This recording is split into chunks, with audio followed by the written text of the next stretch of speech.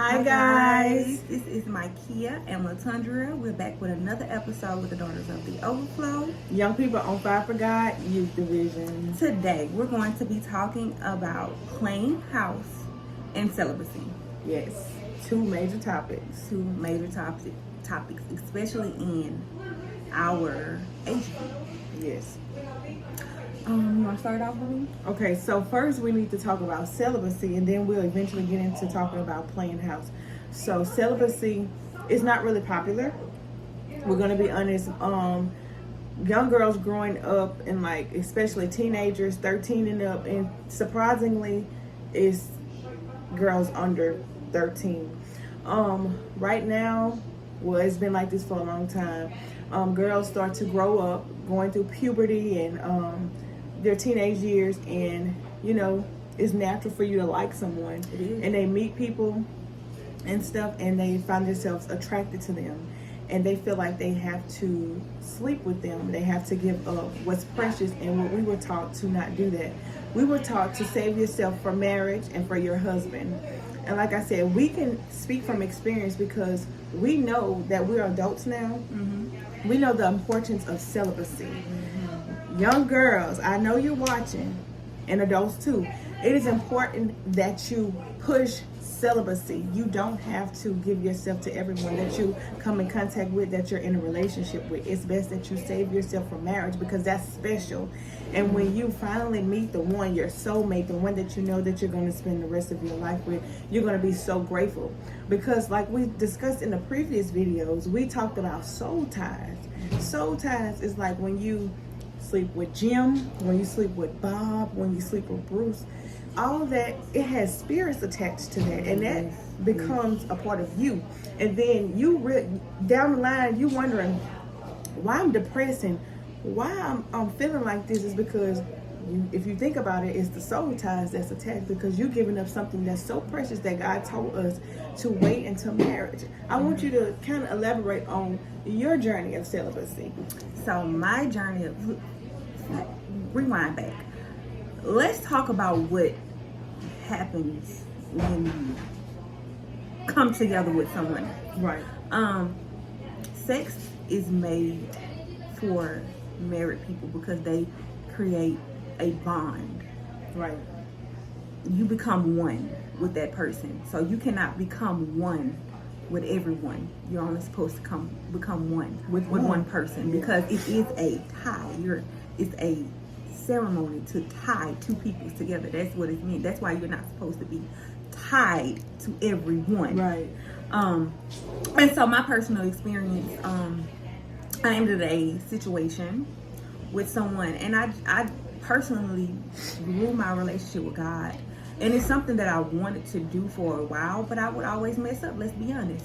I would say I want to be celibate. I would say I want to wait. I would say I want to, to do this and that. But I didn't have the right mindset behind it. I wanted to do this because I wanted to present myself pure as I can for my husband.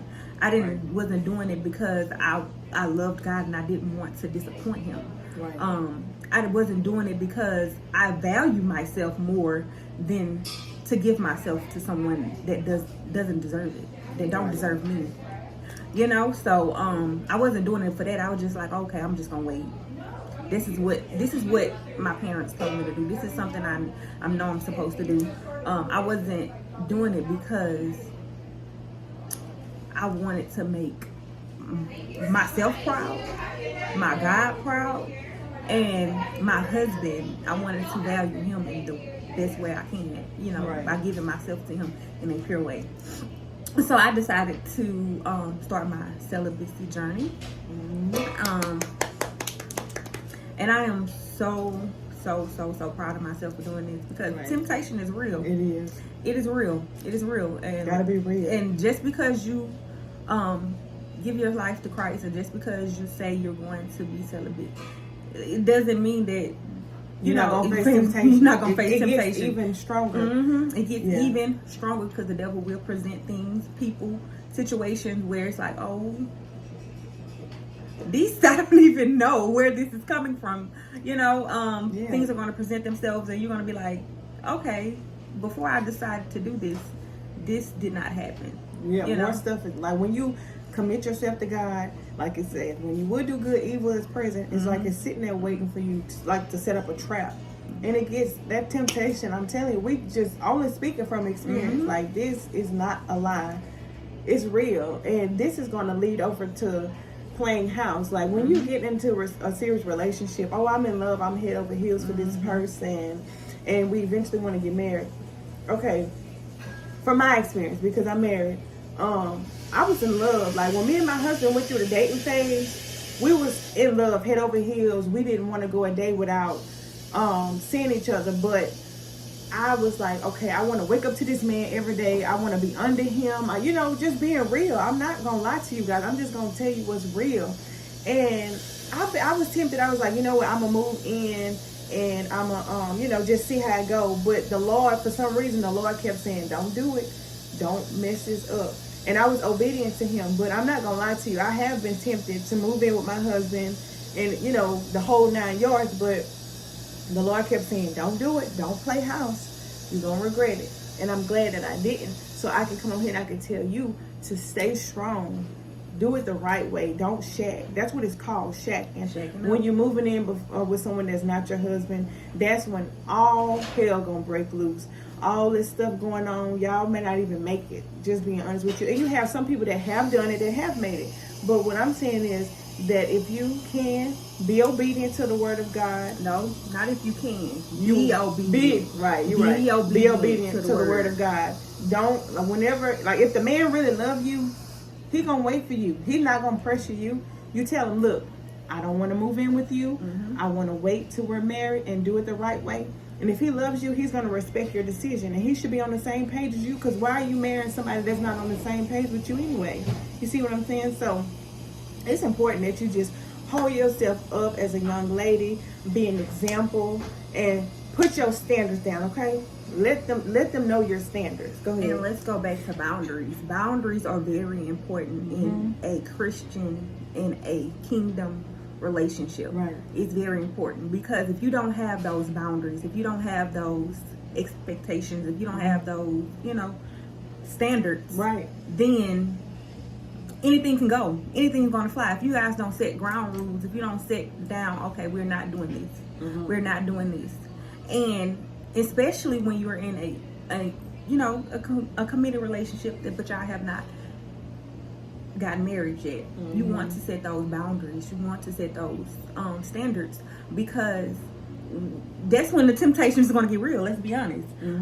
So if you know that you're attracted to this person in this way, of course you have to be, if you're going to go forward and marry this person, then you want to make sure you don't put yourself in compromising positions. You don't want to be in situations where you're going to be straddling that fence. You want to be on that line.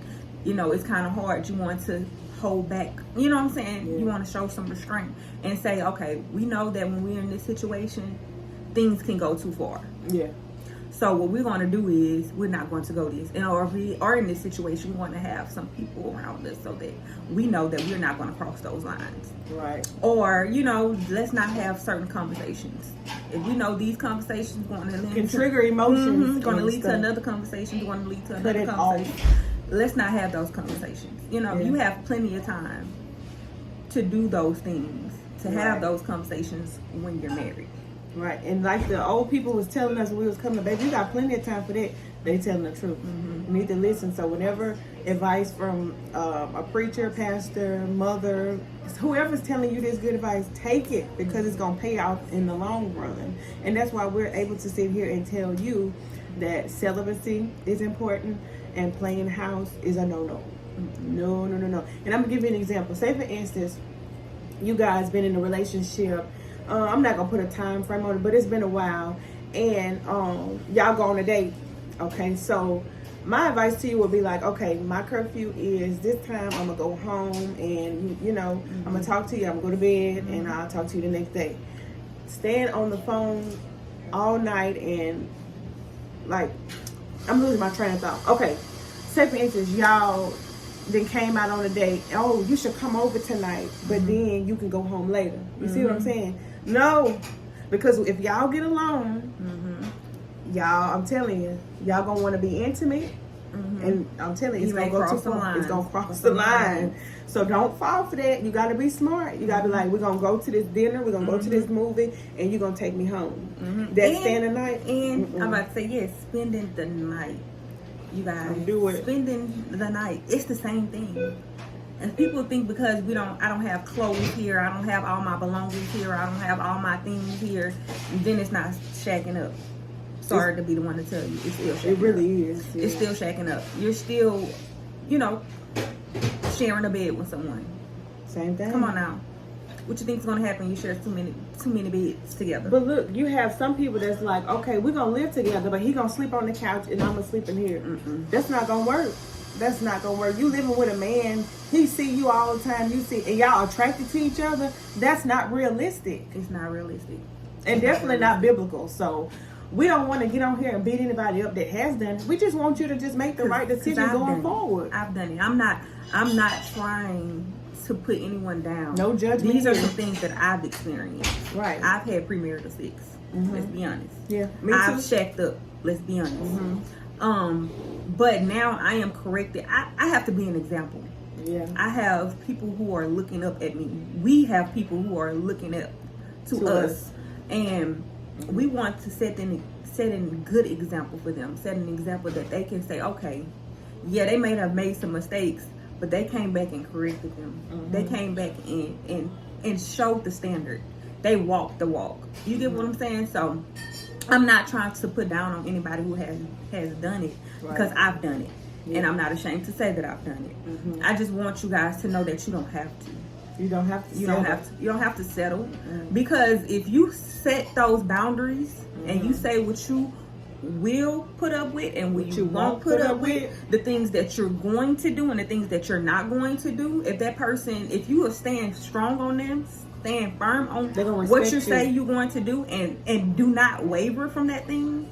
So you don't compromise. If he say, oh well, baby, I know you said you don't want to do this, but we can do this. We can just do a little bit. That's wavering on it. So if you waver there, then he's gonna be like, okay, yeah, she kind of wavered there, so I'm gonna see how far, because they're gonna go as far as you're. They're gonna try. You just gotta put your rules down. And men too. Let's not leave the men out, because it is a lot of men out there that want to be celibate. Yes, but they feel like women, So it works both ways. I'm not just specific to women. Like I'm saying this is for everyone, everybody, men and women. Right. So we have to set the standard, you guys. You have to set the standard before the relationship starts, because no ma'am. And why would anyone, and I know this is an argument that always happens on social media, but why would someone want to marry someone when they have all of the benefits of a married person? We're living together, we're having premarital sex, we're having, we're cooking, we're cleaning, we have children together, we coincide together. So why do I need to propose to you? You get what I'm saying? Putting a ring on your finger. Yes, we already have paying bills together. We already have things that are tied in together, but we're not married. And it's been some people who've been in a relationship for years. And I've talked to people that said that same thing. They've been in a relationship for years and years, and they coincide together. They have children together. They have all these things that you're not supposed to have together before marriage. And they're wondering why it's taking them so long to marry them. Right. It's because they don't have anything to look forward to. Right. They have nothing to look forward to. They have all of the benefits and have nothing to look forward to.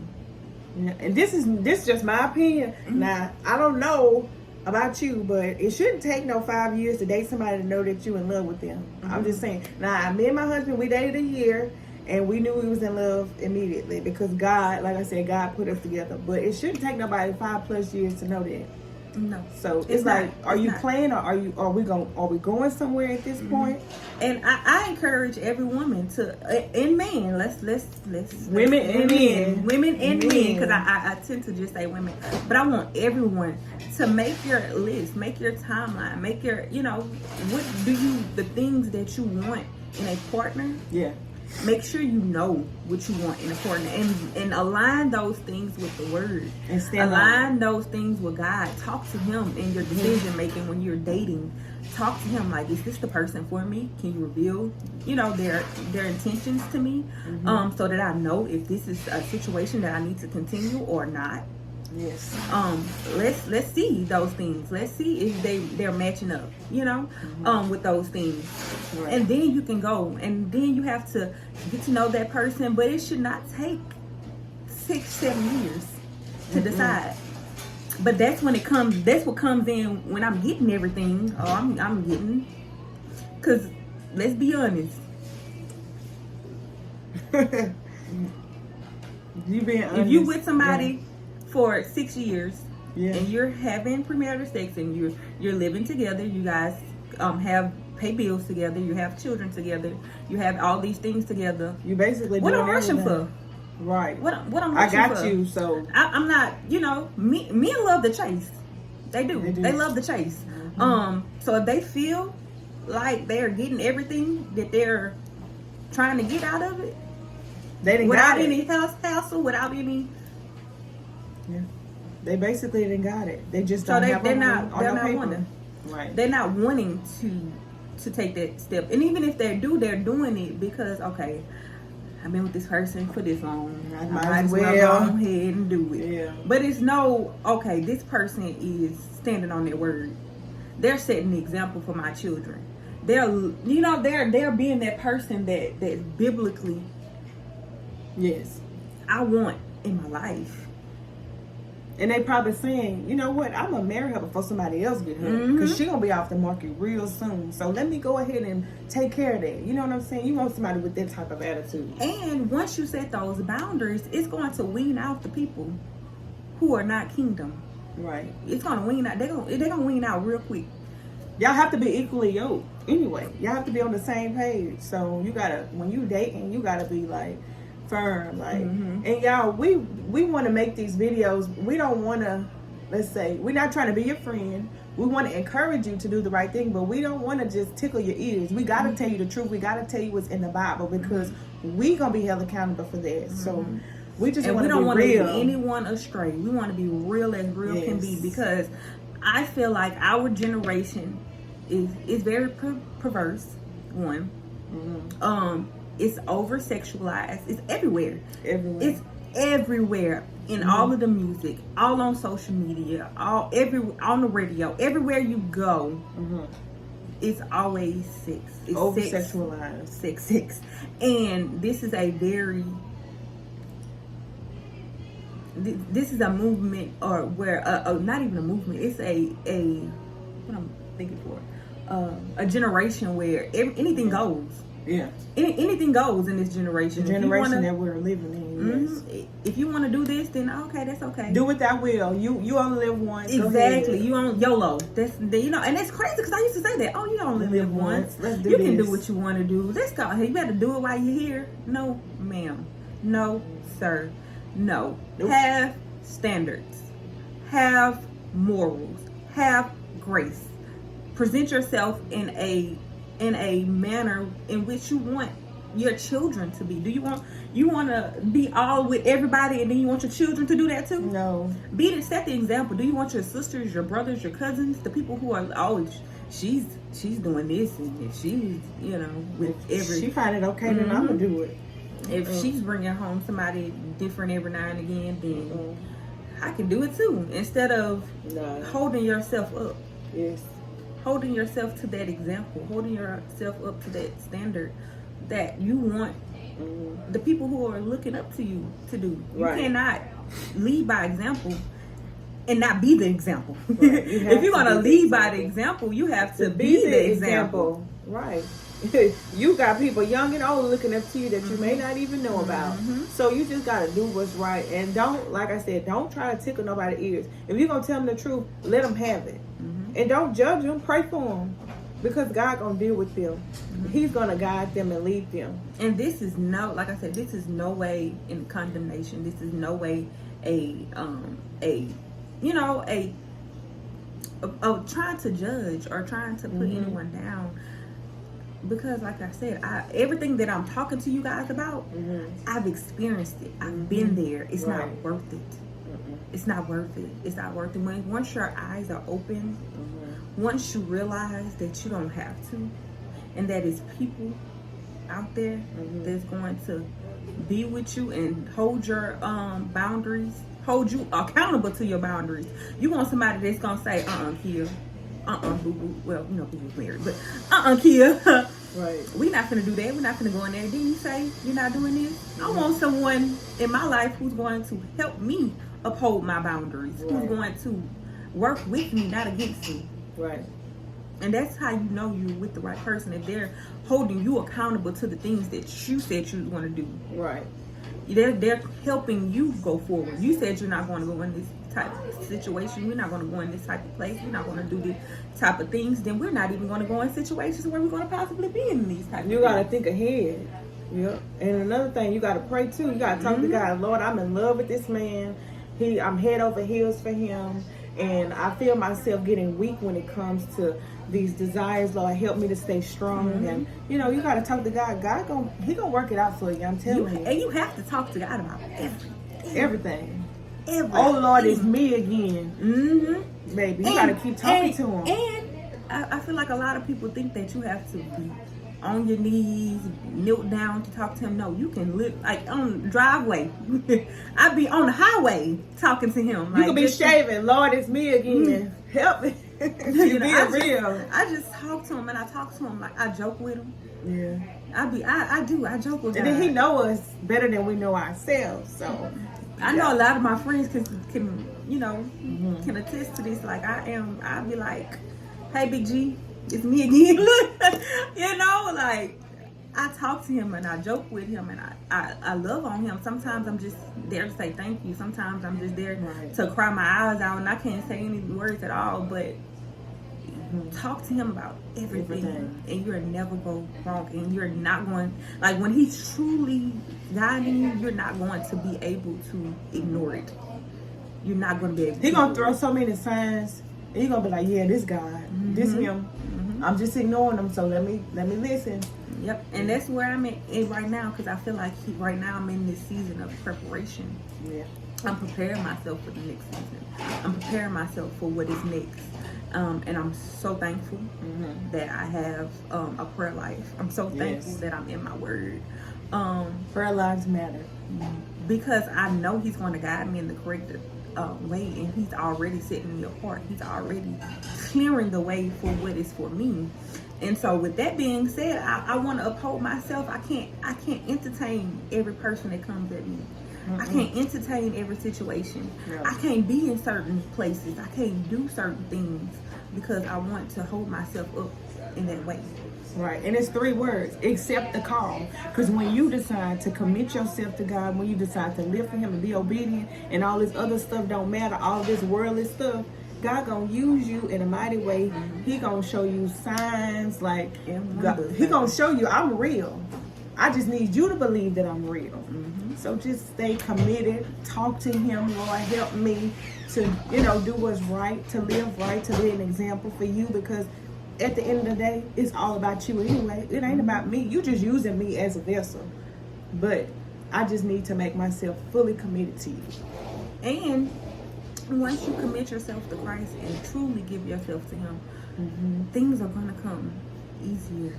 Yeah. Not saying that it's going to be easy all the time, but you're going to want and to desire to please Him. Yeah. And the more you want and to desire to please Him, the more that you just, those places, they're not even going to be fun anymore. Those things, you're going to feel nasty. You're going to feel uncomfortable in certain situations. Yeah. Because that's not you anymore. You shifted. You're in a new season, and that's called growing in God and changing ranks. But that's another message for another time. But y'all, we just gonna wrap it up. I think we've been in 24 minutes, 28 seconds. We just want to wrap it up, but we are so grateful to have these opportunities to come on here and have these conversations with you. We just point out our heart, being as transparent as possible, because at the end of the day, we're not coming on here trying to be somebody that we're not. We're being ourselves, and we're sharing our experiences. and it's glad that we get to bond doing this and stuff. And so just be on the lookout for more videos in the future. And like we said before, if you have any ideas, just drop them off in the comment section. You can text us. Just let us know what you want us to speak on, and we're just going to pray and ask God to, you know, let this grow. Young people on Fire for God, let it grow all around the world. You know, we just want to bring people to Christ, because that is the goal at the end of the day. So all right, you guys, we're going to see you later. You go and be blessed. Bye bye.